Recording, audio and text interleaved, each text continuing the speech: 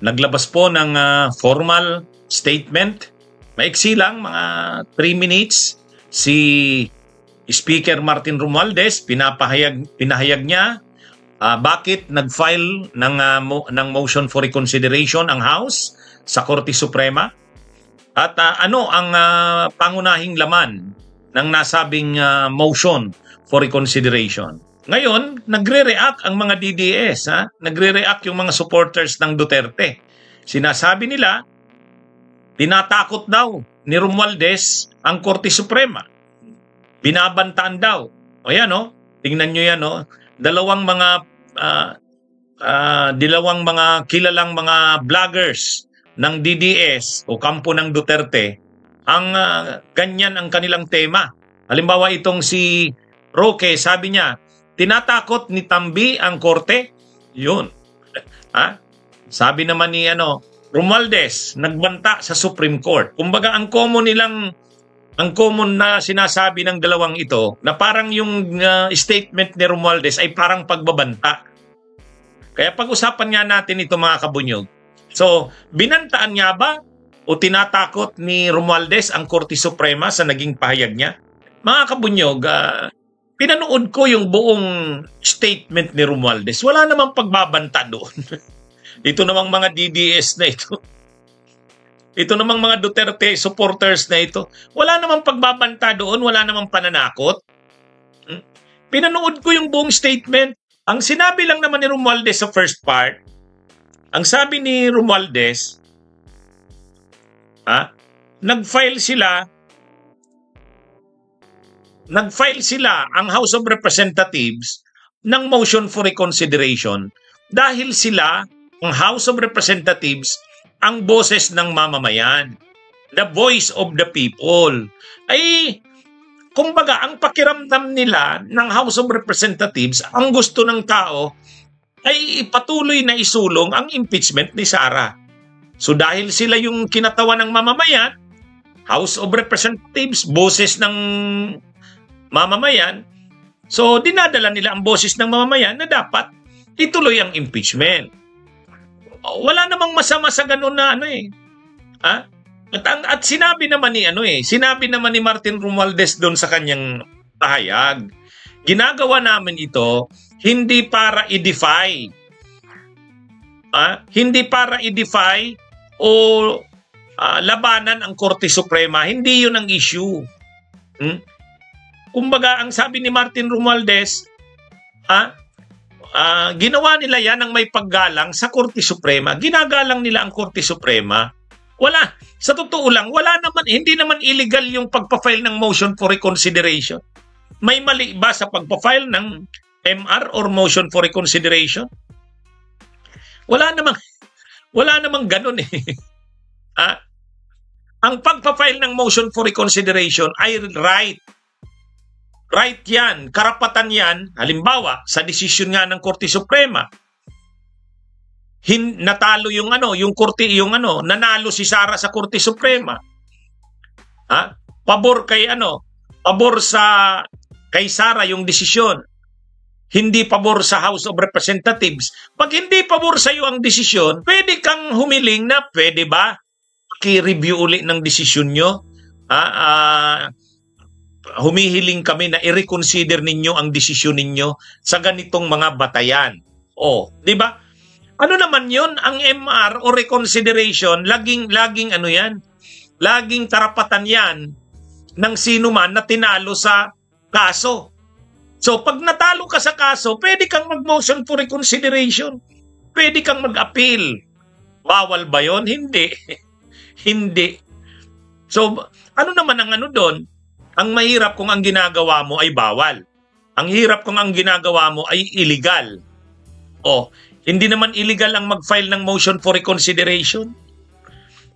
Kaya yung sinasabi dito nila Roque at nila Banatbay na parang tinatakot ni Romualdez ang Korte Suprema, hindi.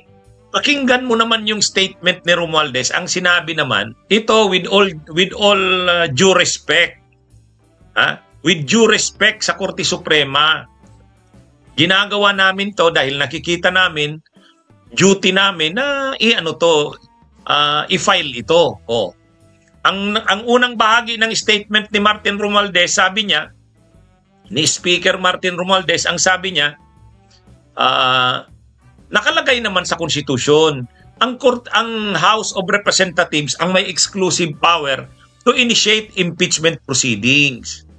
Nakalagay yan sa konstitusyon. Sa ginawa ng Korte Suprema, na-violate itong provision na to. Tapos inano niya na, sinabi niya na dun sa kanyang pahayag, dalawa ang naging dahilan ng Korte Suprema bakit diniklarang unconstitutional ang impeachment. Ang una, based dun sa facts na dineclare na muna ng ng House of Representatives yung first, second, and third impeachment complaints, inarchive muna ito o dinismiss. Pagka-archive nito o pagka-dismiss, nag-entertain pa ng fourth impeachment complaint. Kaya na-violate yung 1-year bar rule. So sabi ni Speaker Martin Romualdez, hindi naman ganun ang nangyari. Mali yung ganong basis ng Korte Suprema sa desisyon nito. Kasi ang nangyari, may first, second, third, and fourth impeachment complaint, ang inadapt ng House yung fourth. Pagka-adapt ng House, nung fourth impeachment complaint, trinansmit na yung fourth impeachment complaint doon sa Senado. At saka in-archive itong tatlong impeachment complaints. Kaya yung pag-archive came later, hindi nauna. So sabi ng House, importanteng makita na yung totoong sequence of events. Kasi yung desisyon ng Korte Suprema doon kabise. Ay mali yung pagkaalam ng Korte Suprema doon sa facts. Yan yung Pangalawa, na reason, sabi doon sa speech ni Martin Romualdez, sabi ng Korte Suprema, hindi daw binigyan ng due process si Sara Duterte. Wala namang nakalagay sa konstitusyon na bibigyan mo ng due process yung ini-impeach. Bibigyan mo sila ng due process o siya doon na sa Senado sa trial. Doon na ang due process. Doon sa House hindi. Wala namang ganyan sa konstitusyon.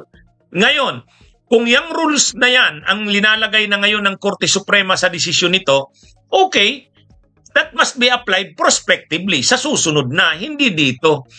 Ang sinunod ng Kamara, yung mga lumang rules, yung mga lumang jurisprudence, hindi naman pwedeng ngayon lang kalilinaw yung rules na yan, gagamitin mo na, unfair yun. Yun yung pangalawang argumento. So, walang nakikitang masama sa ganong mga argumento eh. Tama naman yung erase mo na itong mga argumento na to, itong mga argumento na to. At lininaw naman ni Speaker Martin Romualdez, hindi nila ginagawa ito para kalabanin ang Korte Suprema. Pero, kailangan na ipaalala rin sa Korte Suprema na parang mali ang inyong desisyon. Kasi ganito, ganyan. Out of respect yan. Hindi naman, kahit naman ako abogado, natalo ako sa kaso, may right akong mag-motion for reconsideration. Part yan. Part yan ng due process. Wala naman doon sinabi ba ni Romualdez doon, binabantaan namin ang Korte Suprema. Winawarningan namin ang Korte Suprema. Wala namang... Mas grabe pa nga magbanta si Sara. Mas grabe pa nga magbanta sila Baste, kung Duterte. O itong sila Harry Roque at saka sila Banat Bay. Pag nagbabanta si Sara, pag nagbabanta sila Baste, sila Pulong, sila Digong, hindi nila nakikita yon. Pero dito ano naman nung statement ni Martin Romualdez. Mabigat yung statement, pero hindi naman nananakot, hindi naman nagbabanta. Diba? Pero totoo naman, pinapaalala ng House sa Korte Suprema, baka hindi nyo ito, baka nakakalimutan nyo itong mga bagay na to. Paki-reconsider ng desisyon ninyo. At saka, ang importanteng paalala doon ng House, ang mga justices ng Korte Suprema ay impeachable officials. Kasi ang mga impeachable officials, presidente, vice-presidente, members ng Korte Suprema, commissioners ng mga constitutional commissions, tapos ombudsman. Ang mga senador, saka ang mga kongresista, hindi naman impeachable yan. Pwede silang matanggal kahit hindi sa impeachment. So sabi nga ni Speaker Martin Romualdez doon sa statement niya, dapat ding isipin ng Korte Suprema Bakit nyo binabago ang rules sa impeachment? Hindi naman kayo pwedeng magbago ng rules kasi kayo mismo ay impeachable officials. Bawal naman yun. Kumbaga, yung ginawa kasi ni Marvic Yunin sa desisyon niya, ang dami niyang mga binagong rules. Rule 1, Rule 2, itong rules ang binago pagdating sa due process. Ang rule-making power pagdating sa impeachment nasa House, wala sa Korte Suprema. Hindi pwedeng magbago ng rules ang Korte Suprema ng impeachment kasi sila mismo impeachable officials. Kaya mga kabunyog, mga kababayan, sa kasabi nga ni sabi ni Martin Romualdez sa speech niya, ito ay pag-a-apply ng check and balance. Ito ay pag-a-apply ng check and balance. Walang masama dito. Walang masama. Kaya sabi niya, sana bigyan ng konsiderasyon ng Korte Suprema yung mga ni-raise nilang punto sa kanilang motion for reconsiderations. Ngayon, wala namang pagbabanta doon na kung ano man. Walang pagbabanta. Walang pananakot. Sabi ni Renesmee Colen, impeachable ba, attorney, ang pag-revise ng law ng Supreme Court? Ano yan? Yan ay debatable. Kasi yun na nga ang problema doon sa Yan na nga yung problema doon sa desisyon ni Marvic Yunin, nakalagay doon. Doon sa desisyon na yan tungkol dyan sa impeachment ni Sara, may nakalagay doon. Ang mga members ng collegial bodies, o di syempre halimbawa ng Korte Suprema, ay hindi pwedeng mapanagot sa pamamagitan ng impeachment sa kanilang mga decisions bilang collegial body. Yun ang medyo mabigat yun. Parang ginagawa na ng mga Korte Suprema na immune sila sa impeachment kasi nakalagay yun eh. Nakalagay yun. Yun ang problema. Yun sa tanong mo, Renesmee Colen, impeachable ba, attorney, ang pag-revise ng law ng Supreme Court? Dapat oo. Kung ano yun, kung culpable violation of the Constitution sa betrayal of public trust, dun magpo-fall. Pero ang problema, may nakalaman dun sa desisyon ni Marvic Yunin, ang nakalagay dun, kapag ang mga members ng collegial bodies, o di siyempre katulad niyan Supreme Court, nag-render ng desisyon, hindi sila pwedeng ma-impeach dun sa kanilang mga desisyon na yon, rendered as a collegial body. Di parang dun pa nga lang, parang sinisave mo na yung Supreme Court sa impeachment eh. Yun na yung sinasabi doon na hindi pwede yun. Members kayo ng Korte Suprema tapos gagawa kayo ng rules na parang papabor sa inyo. O yun. Medyo nga. Yun isa rin yun sa isa rin yun dun sa point eh. Mayroong ganung doon eh. Paragraph eh na ganun ang line. Members of collegial bodies may not be answerable for impeachment. Hindi sila pwedeng mapanagot sa impeachment kapag nag-render sila ng decision as a collegial body. So ang ibig sabihin niyan, halimbawa unbank, katulad nito. Kaya ito mga kabunyog, anyway, tingnan lang natin ito bilang masiglang bahagi ng demokrasya na kung hindi ka sang-ayon sa desisyon ng Korte Suprema, pwede kang mag-file ng appeal. Ito ang ginawa ng House of Representatives. Yan ang ginawa. Wala namang mali doon. Hindi naman pananakot yon, hindi naman pagbabanta. Ewan ko kung ano ba naman ang sinasabi nila Banat Bay saka ito ni Harry Roque. Ay sila Sara nga pag nagbabanta, sila Duterte pag nagbabanta, hindi ninyo tinitingnan na nananakot o nagbabanta. Dito wala namang pagbabanta, nananakot daw. Ay, ewan ko ba dito kila Harry Roque sa mga DDS na to. Okay. Sige mga kabunyog, mga kababayan, magandang araw sa inyong lahat. Bunyog, halikan na kasama ka. Bunyog, kapag buklod ay may pag-asa. Luzon, Visayas, Mindanao, isa ang pananaw. Sa bagong Pilipinas ang bunyog isisigaw.